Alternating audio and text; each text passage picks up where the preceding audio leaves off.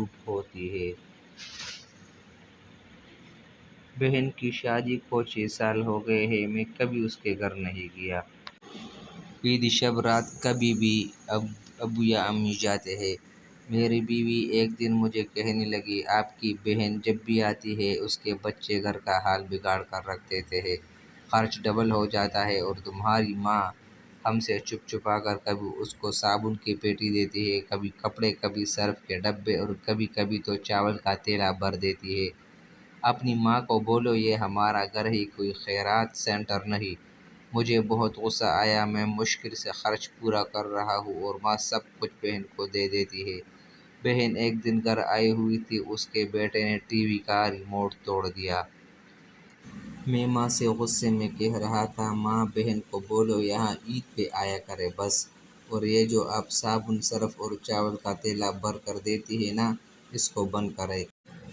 ماں چپ رہی، لیکن بہن نے ساری باتیں سن لی تھی۔ میری بہن کچھ نہ بولی۔ 4 بج رہے تھے، اپنے بچوں کو تیار کیا اور کہنے لگی، بھائی مجھے بس اسٹاپ تک چھوڑاؤ۔ میں نے جھوٹے منہ کہا، رہ لیتی کچھ دن، لیکن وہ مسکرائی نہیں، بھائی بچوں کی چھٹیاں ختم ہونے والی ہے۔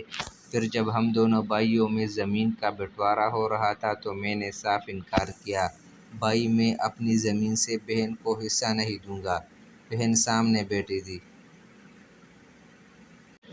وہ خاموش تھی، کچھ نہ بولی۔ ماں نے کہا، بیٹی کا بھی حق بنتا ہے، لیکن میں نے گالی دے کر کہا، کچھ بھی ہو جائے میں بہن کو حصہ نہیں دوں گا۔ میری بیوی بھی بہن کو برا بھلا کہنے لگی، وہ بیچاری خاموش تھی۔ بڑا بھائی علیحدہ ہو گیا۔ کچھ وقت کے بعد میرے بڑے بیٹے کو ٹی بی ہو گئی۔ میرے پاس اس کا علاج کروانے کے پیسے نہیں تھا، بہت پریشان تھا، میں قرض بھی لے لیا تھا لاکھ روپیہ۔ بھوک سر پہ تھی، میں بہت پریشان تھا، کمرے میں اکیلا بیٹھا تھا، شاید رو رہا تھا حالات پہ۔ اس وقت وہی بہن گھر آ گئی۔ میں نے غصے سے بولا، اب یہ آ گئی ہے منحوس۔ میں نے بیوی کو کہا، کچھ تیار کرو بہن کے لیے۔ بیوی میرے پاس آئی، کوئی ضرورت نہیں گوشت یا بریانی پکانے کی اس کے لیے۔ پھر 1 گھنٹے بعد وہ میرے پاس آئی، بھائی پریشان ہو؟ بہن نے میرے سر پر ہاتھ پھیرا، بڑی بہن ہوں تمہاری، گود میں کھیلتے رہے ہو، اب دیکھو مجھ سے بھی بڑے لگتے ہو۔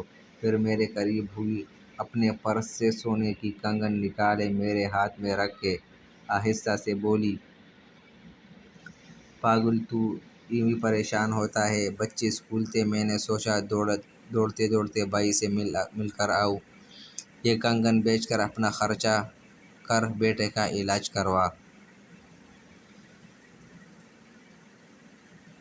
شکل تو دیکھ ذرا، کیا حالت بنا رکھی تم نے۔ میں خاموش تھا، بہن کی طرف دیکھے جا رہا تھا۔ وہ آہستہ سے بولی، کسی کو نہ بتانا کنگن کے بارے میں، تم کو میری قسم ہے۔ میرے ماتھے پہ بوسہ کیا اور 1000 روپیہ مجھے دیا، جو 150 کے نوٹ تھے، شاید اس کی جمع پونجی تھی۔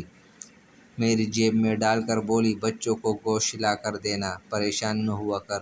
جلدی سے اپنا ہاتھ میرے سر پر رکھا، دیکھ اس نے بال سفید ہو گئے۔ وہ جلدی سے جانے لگی۔